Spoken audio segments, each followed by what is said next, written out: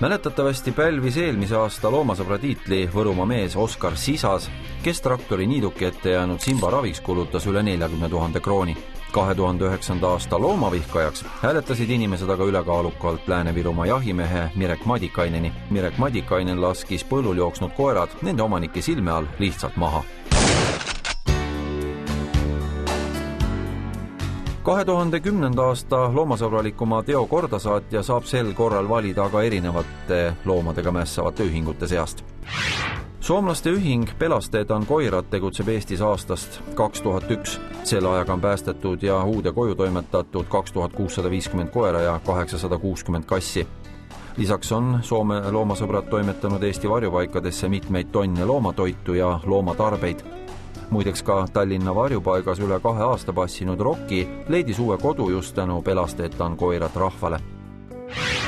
Varjupaikade mittetulundusühingu poolt loodud veebiperemehe programmi toel on 203 inimest asunud hoolitsema varjupaiga asukate eest.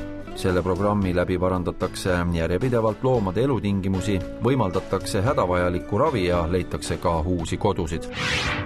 Internetiportaali koer.ee kampaania Aita Eesti koeri toel plaanitakse koerte abistamiseks kokku saada tervelt 1 000 000 krooni. Tänaseks on suudetud koguda ligi 100 000 krooni. Aastaga on selle rahaga elule päästetud üle 50 Eesti koera.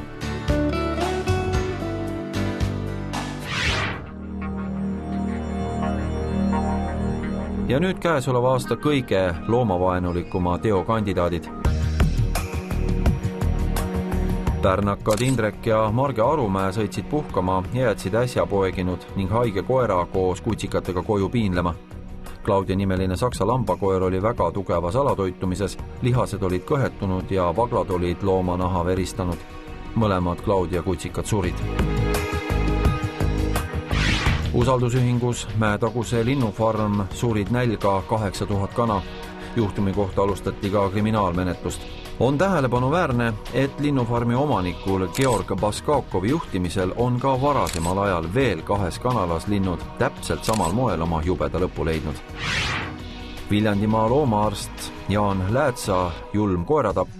Jaan läks omavoliliselt Väluste külla hukkama kevadel surnud Ülle Kikase koeri Mõmmikut ja Tšerit. Mees tegutses täielikult pärijate tahte vastaselt ja ei saanud ka mürgisüsti tegemisega hakkama. Mõmmit ja Tšerit alguses poodi. Seejärel hukkas loomaarst Jaan Lääts koerad labidaga neil pähe tagudes. Ja nüüd ruttu hääletama. Eestis valitakse kõige loomavaenulikumat ja sõbralikumat tegu juba 10. korda. Hääletada saab Eesti Loomakaitse Seltsi kodulehel aadressil www.loomakaitse.ee ning Reporteri veebis www.reporter.ee kuni 30. oktoobri hilisõhtu.